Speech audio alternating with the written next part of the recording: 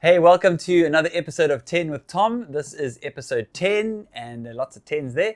And this is where we explore faith 10 minutes at a time. And today we're talking about taking the higher road.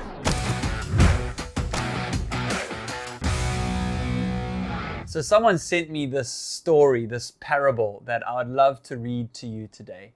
It says this: "Come," said the teacher, "let us go up a mountain." So we did. There was nothing easy about it. I had to rest several times just to catch my breath. Finally, we made it to the top.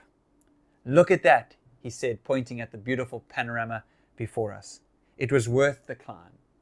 "Do you know what that's called in Hebrew?" "Torture," I responded. "No," said the teacher. "It's called Aliyah. It means going up, the ascent. When you read the scriptures, when Jesus goes to Jerusalem, you'll find the word up used. And it was not only because of the physical terrain, but Jerusalem is the holy city. So to go to Jerusalem is to make Aliyah, the upward journey. A spiritual people must make a spiritual journey. "What's the journey?" I asked. "Your life," said the teacher. "Your entire life is an Aliyah. It's an upward journey. Every day you will be given choices. Every choice will give you the chance to go lower, to stay the same, or to go higher. Choose the higher path, even if it's harder. Take the higher step, and your life will be an Aliyah." I love that idea of an Aliyah, of this upward journey, that our life is an upward journey. And so today I thought I'd give you 5 ways to take the high road. The first is this: look inside before you look outside. There's a famous verse where Jesus says, "How dare you point out the speck in your brother's eye when you have a log in your own eye?" He says, "Fool, first take the log out of your own eye, and then you can help your brother with a speck in his." And that's a challenge. And so next time you're feeling frustrated or annoyed or angry with someone or something, ask yourself, where is this coming from? This emotion, this anger, this frustration. You know, sometimes we all say, they make me so angry, or he makes me so angry, or, if only my spouse didn't do this, or if my boss, he just makes me so mad. But that's not really the truth. I mean, I know I've said that many times, and my kids are even in on that game. I'll say, "Why did you hit your brother?" "Because he made me so angry." And what I'm trying to learn, what I'm trying to teach myself and teach my kids, is that no other person actually, or circumstance, can make me feel a particular way. Of course, people, events can kind of prompt painful emotions, but how I react in the situation is always a matter of choice. Eleanor Roosevelt said this. She said, "No one can make you feel inferior without your consent. So don't give them consent." It's so easy to blame other people, to look around and see fault in others. It's so much harder to take personal responsibility, to own our own stuff. It is the harder path. It is the higher road. It is the Aliyah way. The second point in taking the high road is to research before you react. I mean, we've been speaking in this series, Asking for a Friend on Sundays, and the question I asked is, how can we know the truth in a world of alternative facts, in a world filled with fake news, in a post-truth world where some would argue that there is no truth? And I think in that kind of world, it's so easy for us to be swayed, to give into sort of simple ideas or oversimplistic explanations, or to be swayed by conspiracy theories or fear-mongering. We watch a YouTube video and we think, the world's ending or whatever.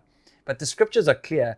In Philippians it says, "And it is my prayer that your love may abound more and more with knowledge and all discernment, so that you may approve what is excellent." The Bible speaks about being discerning. In 1 John 4 verse 1, "Beloved, do not believe every spirit, but test the spirits to see whether they are from God. For many false prophets have gone out into the world." It says test the spirits, test things, be wise, be discerning. Don't just believe everything you read or hear or see on the internet. And I know that takes more time, to do the research. If you see something that kind of maybe fits with the way you think, and you kind of get pushed by that, just pause for a moment and kind of do the research. Find out if there are people who disagree with this point of view. Learn how to argue the upside of the opposite point of view, because it helps us to give a more rounded view, even if we still land on the same outcome. And again, I know it takes more time and takes more effort to do the research before you react. It takes more self-awareness, but it is the higher path. It is the Aliyah way. Third thing I think that we can do to choose the higher road is to choose love over fear. Like I said on Sunday, as we spoke about truth, we live in a world that's kind of wrestling between truth and lies. We live in a battleground, in a battlefield. The Bible speaks about this, that there is a battle going on, and it's a battle primarily of ideas. It's a battle for our mind, a battle between lies and truth. And so often the lies that are the ones that capture us the easiest are the ones that play to our inherent fears. Oh, you're not safe, or they're coming for you, or they want to control you. All these things. It's like the very kernel of truth around, which conspiracy theories are built. And I thought about this, the opposite of lies is not simply truth, but truth in love. And so my encouragement, and I said this in the message on Sunday, if you missed it, go watch it, but I said, look for love. When you're battling to discern the truth, when you're battling to know what is true or who to trust or what to trust, look for love.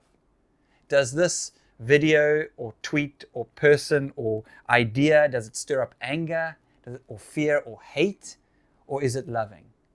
Is it generous towards others, especially others who don't think like me or look like me or come from my same background? And does it have me turning towards people or turning away from my brother, from my sister? And so is it loving? Again, love is the harder way. It's the harder path.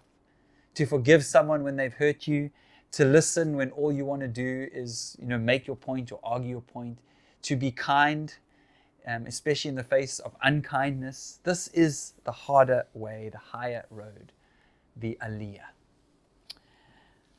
Fourth point around choosing the higher road is choose what you want most over what you want now. That for me is like the best definition I've heard. I don't know who said it, but the best definition of discipline is choosing what you want most over what you want now. Because when that alarm goes off in the morning, and you're supposed to go for a run, what you want now is to stay in bed. But what you want most is to be fit or to run that race or whatever that goal is. What you want now is to eat the cookie, but what we want most is to be fit and healthy and lose weight or feel good about ourselves or whatever that is. And so discipline is about choosing what we want most over what we want now. And I don't think that's so much about willpower, because willpower comes and goes. I think it's about pre-deciding what we want most, about having vision for our lives, or having goals for the season, and then establishing routines and habits and systems that essentially negate the willpower. Because, if you don't buy cookies, then when you wake up in the middle of the night and are craving them, you don't go eat them because they're just not there. And so it's about establishing systems. Choosing discipline, I think, is about choosing freedom. It's about choosing short-term pain for long-term gain. And yet so often we do the opposite. We choose short-term gain, and that leads us to long-term pain. And so it's the harder path. It's the higher step. It's the Aliyah. And then the final thing I think that we can do to choose the higher road is to pause before you respond. That famous quote, 4 things that we can never get back: a stone after it's thrown, a word after it's said, an occasion after it's missed, and time after it's gone. And those first 2 really stuck out at me. A stone after it's thrown and a word after it's said. And I don't know about you, but I know I've said things in anger or in frustration or in a place of hurt, from a place of woundedness, that I regret, and that has caused so much damage to myself, to the people around me, even to my kids. And if I just had a moment to pause, just to gather myself, to bring my brain back online, and then to respond rather than to react, I think I would have saved myself a lot of grief and the people around me. And so pause, practice the pause. It's a practice, it's a discipline. Pause before judging, pause before assuming, pause before jumping to conclusions, pause before accusing, pause whenever you're about to react harshly or unkindly. And I think you'll avoid saying and doing things that you will regret. And so pause before you react. And again, this is the harder road. This is the higher way. This is the higher step. It is the Aliyah. And so to summarize, look inside before you look outside. Research before you react. Choose love over fear. Choose what you want most over what you want now. And I want to leave you with this, that your mission today, my mission today or this week, is to choose the higher act, to choose the higher step, to take the higher ground and the higher path with every decision. And then I believe we will make our life an Aliyah. I hope that this has been helpful for you. I hope these videos are helpful and encouraging to you as we explore faith 10 minutes at a time. 10 with Tom. Share it, like, subscribe, and we'll see you next time. Thanks for joining.